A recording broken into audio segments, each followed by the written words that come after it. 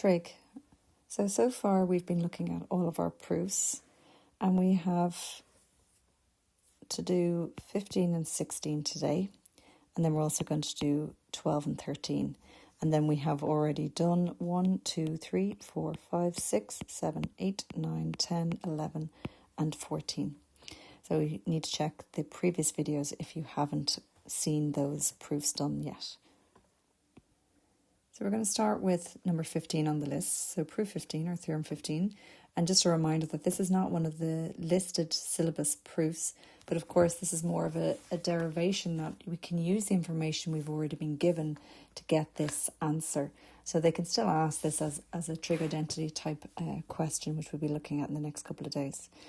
So what is it we're trying to prove? So we're going to try and prove that cos squared A is equal to a half times 1 plus cos 2a. So often known as the half angle formulas. Because if we look, the angle on the left is A and the angle on the right is 2a. So the angle on the left is half the angle on the right. Okay, so our proof, well, we're going to start with cos 2a. So the hint is this here. Cos 2a is on the right there. So we need to know, well, what is cos 2a? So if we go to page 14 in our maths tables, we can see that cos 2a is equal to this one here. And then we have our cos squared here on the left, which we're looking at as well. But we also see this cos 2a here is equal to cos squared a minus sine squared a. So again, I can't use what is coming after my cos squared a here on my list. I'm not going to be using that on the right because I haven't actually shown you how to prove that one yet.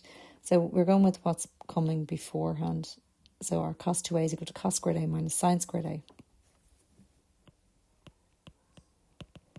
But we already derived that that can also be written as 2 cos squared a minus 1 or 1 minus 2 sine squared a.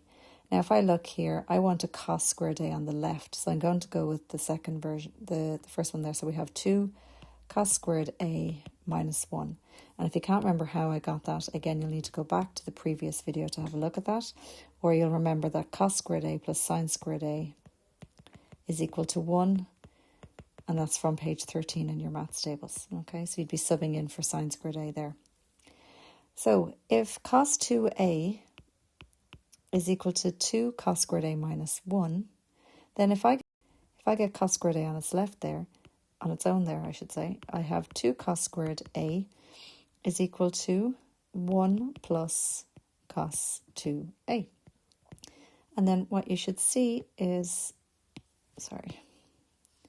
what you should see then is all I need to do is divide across by 2, which is of course the same as multiplying by a half, and we're done. So again, very straightforward to show that the left-hand side there is equal to the right-hand side. Okay, so let's look at the next one, which is 16. So 16 here is sine squared a is equal to half times 1 minus cos 2a. So we're going to start with exactly the same place that we started in 15, where we have, again, we can see this cos 2a on the right-hand side here. So we know that cos 2a is equal to cos squared a minus sine squared a. And we can see that on page 14 of our tables. But of course, we have to remember off by heart, or you can derive it, that cos 2a is equal to 1 minus 2 sine squared a.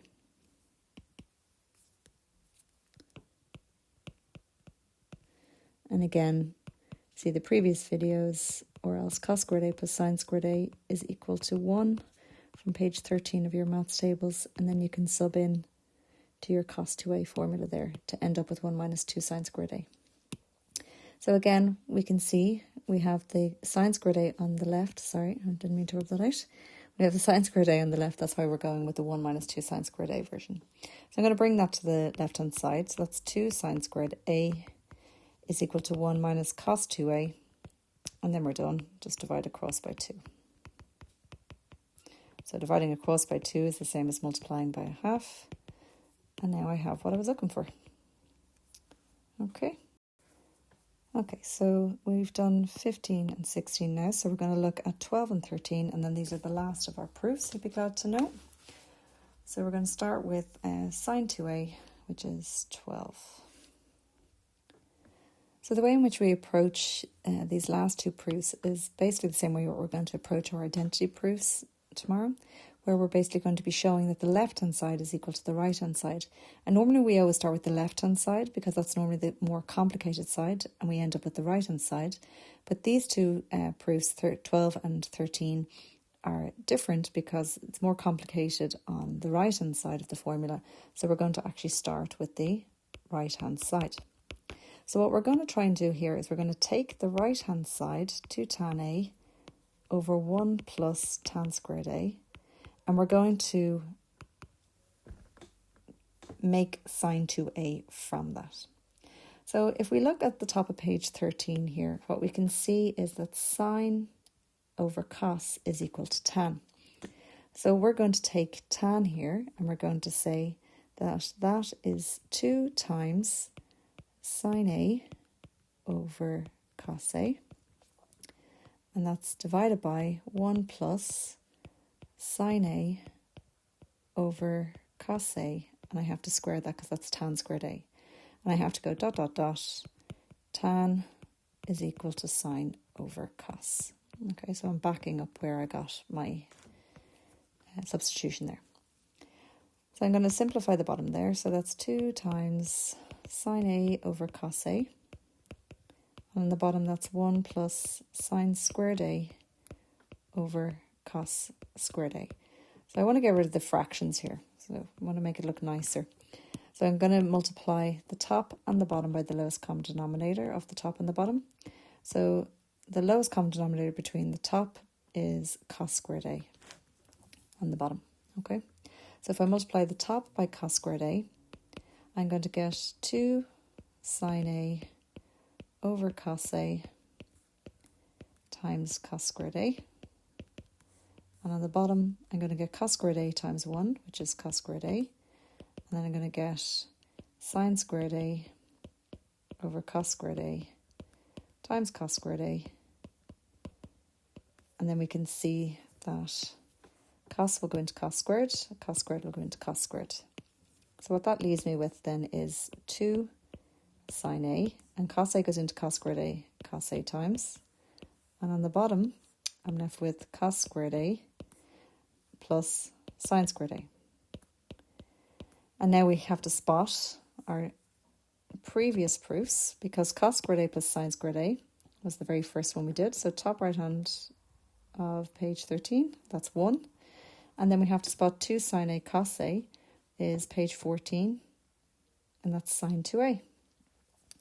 So basically we end up with sine 2a over 1, which is sine 2a, and that's equal to the left-hand side.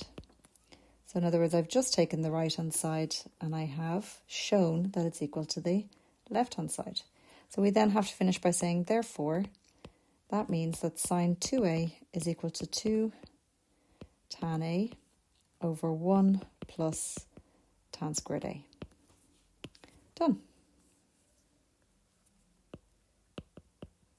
And last proof. The same again here with this one. We're going to take the right-hand side. And what you should try and do is pause the video and see, can you repeat what I did in proof 12 there? And see, can you get the right-hand side equal to the left-hand side?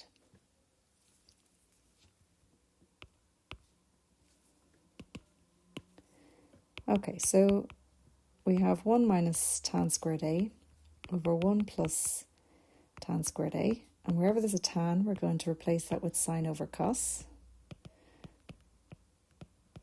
I'll make sure I put that in brackets to be squared.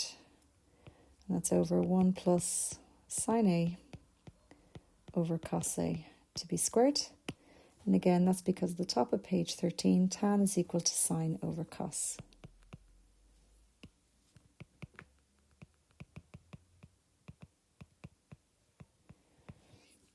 Okay, so if I square the brackets there, that's sine squared a over cos squared a, and that's over 1 plus sine squared a over cos squared a. And again, brackets, brackets. So I have to get rid of the fractions there. So the lowest common denominator is cos squared a. So that means I'm going to multiply the top by cos squared a. So 1 times cos squared a is cos squared a. And cos squared a by sine squared over cos squared, well, the cos squareds are going to cancel, leaving us with sine squared. Sorry, that should be a minus. And then on the bottom, if I multiply by cos squared, well, I have 1 by cos squared, which is cos squared. And then cos squared a by... So the cos squared will go into cos squared, leaving us with sine squared a. And of course, on the top, I have cos squared a minus sine squared a. So if I go to page 14, I can see that that's cos 2a. And the top of page 13, I have cos squared a plus sine squared a is equal to 1.